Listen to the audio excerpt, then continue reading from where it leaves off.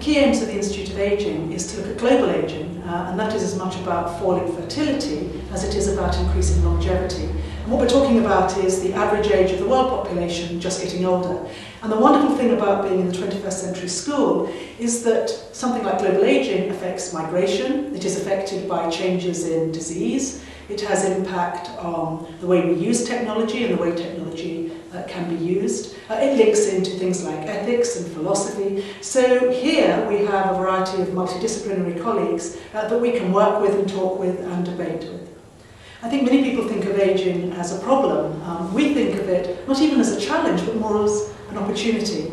If you look at it in the way that we're not so much talking about large numbers of old people, but increasing numbers of people who are living longer. And that's one of the really interesting things to do research on is, as we get older, we have increasing life expectancy. Is it increasing healthy life expectancy? Or are we ending up with large numbers and large percentages of very frail elderly people? And all the evidence at the moment is that probably as we increase life expectancy, so we are edging up healthy life expectancy. There's a slight difference between women and men, and obviously in different parts of the world it's different. But definitely between ages, say, 50 to 75, we seem to be pushing back the bounds of frailty. And that gives tremendous opportunities because it means that we can encourage people to be active adults between 20 and 70. And there's been a tendency for us to think of people entering early old age, even as young as 50. People think about retiring at 50. Whereas we're saying it's an exciting opportunity for people between 50 and 70 in particular to stay in the labour market, to contribute to their families, to contribute to their communities.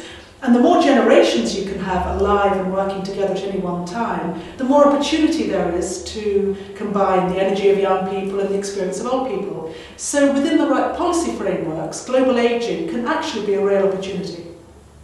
I think from the policy point of view, the key question that people are concerned about at the moment is whether ageing is going to lead to the dismantling of health frameworks, the dismantling of economies, are families going to fall about? And if so, how can policies prevent that? And I suppose part of our job as a research institute is to provide evidence which actually shows that in fact population ageing isn't per se responsible for health frameworks falling apart, but what it does need is a shift, for example, from acute disease management into chronic condition management.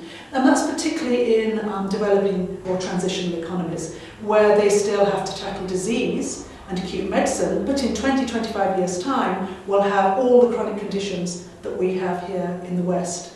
And I think one of the real issues that we try to get out there is that ageing isn't about Europe. We've aged. Ageing is about Asia and about Latin America, and it is the developing transitional economies, because their fertility is now falling so fast, that they're going to go through the demographic transition. And whereas it took us 150 years to go from being young nations to being more mature nations, those parts of the world are going to do it in 20-25 years.